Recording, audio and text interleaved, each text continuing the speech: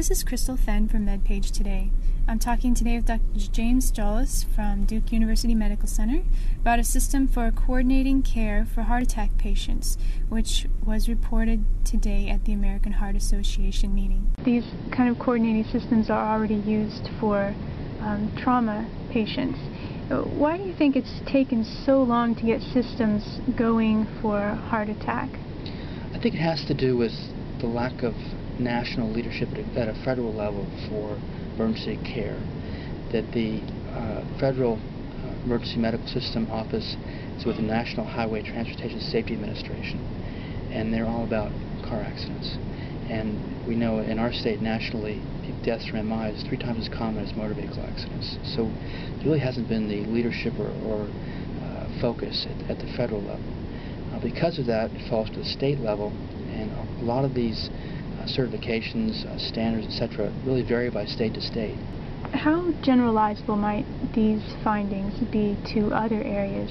You've described this system in North Carolina, which has some rural mountainous areas as well as some cities, so the country itself is very diverse. And do you think that the same system that you used would be able to work in another state like New York or California?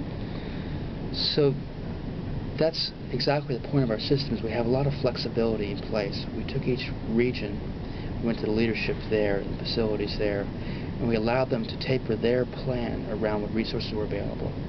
North Carolina it's a fairly diverse state in terms of demographics. There's the Charlotte, Winston-Salem, and Raleigh-Durham area, which is very metropolitan, very similar to larger cities. And then there's places like the mountains, which are much more rural and have many transportation issues. And there's the coastal areas, which are easily crossed by ambulance or helicopter, but are very poor. So I think our system, our approaches, which have varied, are generalizable in the way we go about implementing them. Now, you were able to show some significant reductions in time to reperfusion, both for PCI and fibrinolysis, but you didn't show that there was any improvement in outcomes. Does that at all, or in the clinical outcomes, does that at all nullify the benefit of getting reperfusion earlier for these patients? I think it's important to follow mortality. I think it points to the critical need to use randomized controlled trials to look at mortality and treatment benefits. When you use observational data, they're very confounded, and you often get the wrong answer. So we would not expect to show a mortality difference one way or the other in an observational intervention like this. I think part of the reason that we don't have lower mortality at the end is because we encourage more patients to be treated, and particularly patients who are elderly and in shock. And those people most often die with heart attacks. So likely, if we had the ability to measure everyone and done in a randomized fashion, we would have found that that group's being treated more often and doing better. That being said, I still think we need to follow mortality, and with larger numbers, larger registries, I think we will see large drops in mortality. I can tell you on an anecdotal level, my own job as a coronary care unit physician has changed since we started.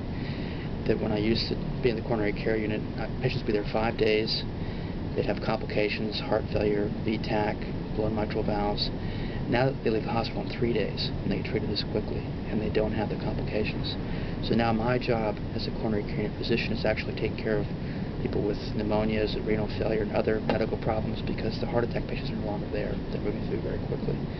So I don't have any doubt, based on the randomized trial evidence already, that with rapid reperfusion being implemented for everyone, that we're going to see large changes in mortality. Okay. Great. Well, thank you, Dr. Jollis.